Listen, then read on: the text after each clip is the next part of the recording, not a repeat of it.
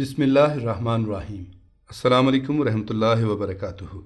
پیارے دوستو، شاعر مشرق ڈاکٹر علامہ محمد اقبال نے کیا خوب کہا ہے، تمنا درد دل کی ہو تو کر خدمت فقیروں کی، نہیں ملتا یہ گوہر بادشاہوں کے خزینوں میں۔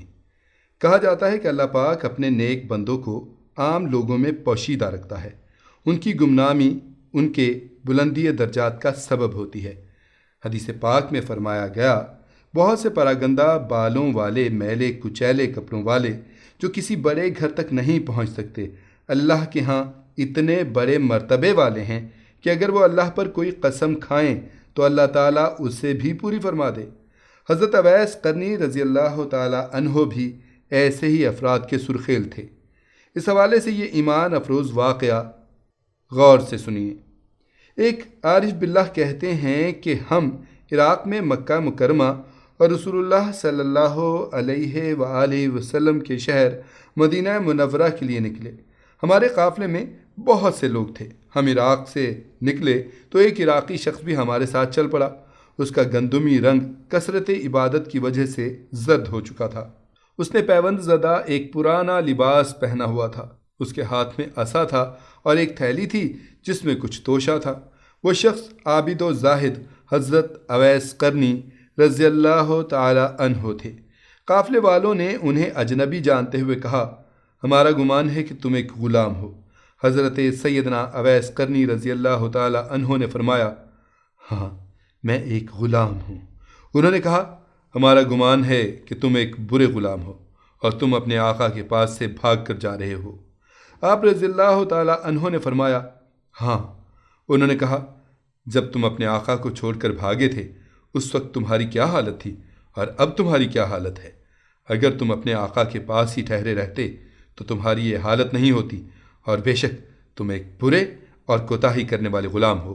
تو آپ رضی اللہ تعالی عنہ نے ان سے کہا، اللہ کی قسم، بلا شبہ میں گنہگار غلام ہوں۔ میرا آقا بہت ہی اچھا ہے اور کوتاہی میری ہی ہے۔ اگر میں اس کی اطاعت کرتا اور اس کی خوشنودی چاہتا تو میری یہ حالت نہیں ہوتی۔ یہ کہہ کر آپ رضی اللہ تعالی عنہ رونے لگے، اور اتنا روئے کہ قریب تھا کہ آپ کا انتقال ہو جاتا۔ لوگوں کو ان پر بہت ترس آیا۔ وہ لوگ آقا سے دنیاوی آقا مراد لے رہے تھے، حالانکہ ان کی آقا سے مراد اللہ رب العزت کی ذات تھی۔ قافلے والوں میں سے ایک نے کہا، ڈرو مت، میں تمہارے لیے تمہارے آقا سے امان لے لوں گا، تم اس کی طرف لوٹ جاؤ اور توبہ کر لو۔ تو آپ رضی اللہ تعالی عنہ نے فرمایا، میں اس کی طرف لوٹتا ہوں اور جو اس کے پاس ہے میں اس کی رغبت رکھتا ہوں۔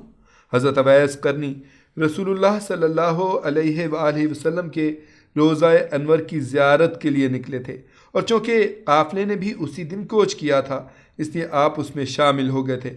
قافلہ تیزی سے سفر کر رہا تھا۔ رات اس قافلے نے ایک بیابان میں پڑاؤ ڈالا۔ وہ رات انتہائی سرد اور بارش والی تھی۔ وہ بزرگ فرماتے ہیں کہ قافلے والوں میں سے ہر شخص نے اپنے کجاوے اور خیمے میں پناہ لی۔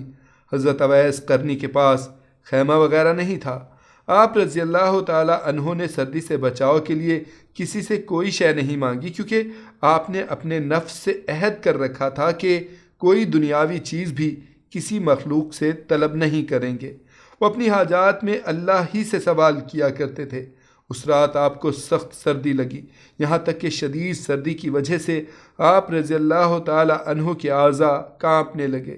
سردی آپ پر غالب آ گئی اور رات کے درمیانی حصے میں آپ رضی اللہ تعالی عنہ کا انتقال ہو گیا۔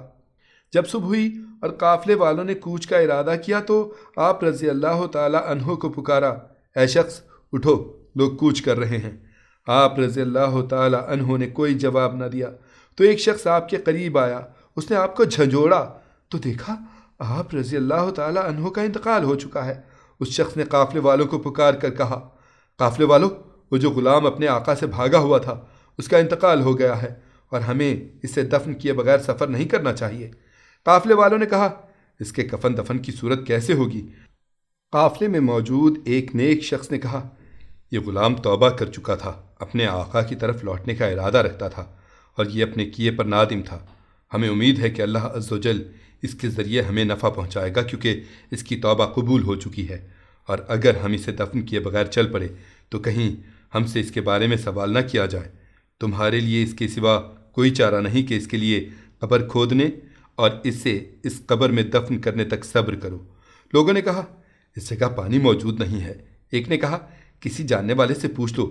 چنانچہ لوگوں نے ایک شخص سے پوچھا تو اس نے بتایا کہ پانی یہاں سے 1 گھنٹے کی مسافت پر ملے گا، تم میرے ساتھ کسی آدمی کو بھیج دو، میں تمہیں پانی لا دوں گا۔ اس شخص نے قافلے والوں میں سے ایک کو اپنے ساتھ لیا، ڈول اٹھایا اور دونوں پانی لینے چل پڑے۔ ابھی وہ کچھ دیر ہی چلے تھے کہ سامنے پانی کی ایک چھوٹی نہر نظر آئی۔ اس نے کہا بڑا عجیب معاملہ ہے، میں نے پہلے کبھی اس نہر کو نہیں دیکھا۔ یہ تو وہ جگہ ہے جہاں پانی ملتا ہی نہیں اور نہ ہی کسی قریبی جگہ میں پانی ملتا ہے۔ بہرحال وہ شخص قافلے کی طرف لوٹ آیا اور قافلے والوں سے کہنے لگا تمہاری مشقت ٹل گئی، لکڑیاں جمع کرو۔ تو انہوں نے پانی گرم کرنے کے لیے لکڑیاں جمع کر لیں۔ پھر جب پانی لینے کے لیے نہر پر آئے تو دیکھا کہ نہر کا پانی گرم تھا۔ ان کے تعجب میں مزید اضافہ ہوا۔ یہ معاملہ دیکھ کر شرکائے قافلہ حضرت اویس قرنی رضی اللہ تعالی عنہ سے مروب ہو گئے اور کہنے لگے بے شک یہ شخص بڑی عظمت والا ہے۔ پھر ان لوگوں نے آپ رضی اللہ تعالی عنہ کے لیے قبر کھودنا شروع کی تو مٹی کو جھاگ سے زیادہ نرم پایا اور زمین میں سے خوشبو آ رہی تھی۔ قافلے والوں نے دنیا میں اس سے زیادہ پاکیزہ خوشبو سونگھی نہیں تھی۔ ان کے دلوں میں حضرت اویس قرنی کا رعب و وقار بڑھ گیا۔ آپ رضی اللہ تعالی عنہ کی قبر کی مٹی دیکھنے میں عام مٹی کی طرح تھی، لیکن سونگھنے پر اس میں سے مشک کی خوشبو آ رہی تھی۔ ان لوگوں نے آپ رضی اللہ تعالی عنہ کے لیے ایک خیمہ نصب کیا اور آپ کے جسم کو اس میں منتقل کر دیا اور آپ رضی اللہ تعالی عنہ کے کفن کے معاملے میں بحث کرنے لگے۔ ایک شخص نے کہا انہیں کفن میں دوں گا، دوسرے نے کہا میں دوں گا۔ پھر جب سب کی رائے اس بات پر متفق ہوئی ہر شخص کفن دینے کے لیے ایک ایک کپڑا دے۔ پھر ان لوگوں نے کاغذ اور قلم لیا اور آپ کے حلیے اور صفات لکھنے لگے اور آپس میں کہنے لگے انشاءاللہ ہم مدینے پہنچیں گے تو شاید وہاں ہمیں ان کا کوئی نہ کوئی جاننے والا مل جائے۔ پھر ان لوگوں نے اس پرچے کو اپنے سامان میں رکھ لیا۔ جب انہوں نے حضرت سیدنا اویس قرنی رضی اللہ تعالی عنہ کو غسل دے دیا اور کفن پہنانے کے لیے آپ کے لباس کو اتارنا چاہا تو آپ کو جنتی کفن میں لپٹا ہوا پایا۔ دیکھنے والوں نے کبھی ایسا کفن نہ دیکھا تھا۔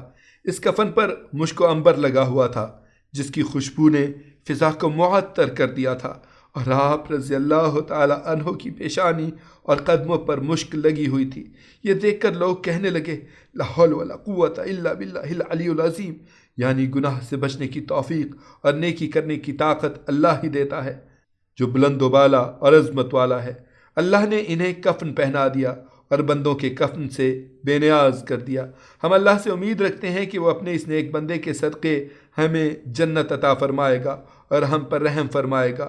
قافلے والوں کو حضرت اویس قرنی رضی اللہ تعالی عنہ کو اس سخت سرد رات میں تنہا چھوڑ دینے پر سخت ندامت تھی۔ ان لوگوں نے آپ رضی اللہ تعالی عنہ کو دفن کرنے کے لیے اٹھایا اور نماز جنازہ ادا کرنے کے لیے ایک ہموار جگہ پر رکھا۔ جب ان لوگوں نے تکبیر کہی تو آسمان سے زمین تک، مشرق سے مغرب تک تکبیر کہنے کی آوازیں سنائی دیں تو ان کے کلیجے دہل گئے اور آنکھیں پھٹی کی پھٹی رہ گئیں۔ وہ اپنے کانوں سے سنی جانے والی آوازوں سے مرعوب ہوئے اور شدید گھبراہٹ کی وجہ سے یہ نہ سمجھ پائے کہ نماز جنازہ کس طرح ادا کی جائے۔ پھر جب انہیں قبر کی طرف لے جانے کا ارادہ کیا تو اٹھاتے وقت انہیں یوں محسوس ہوا کہ حضرت سیدنا اویس قرنی رضی اللہ تعالی عنہ کا جسم مبارک کسی اور مخلوق نے اٹھا رکھا ہے اور آپ رضی اللہ تعالی عنہ کا وزن کندھوں پر بالکل محسوس نہیں ہوا۔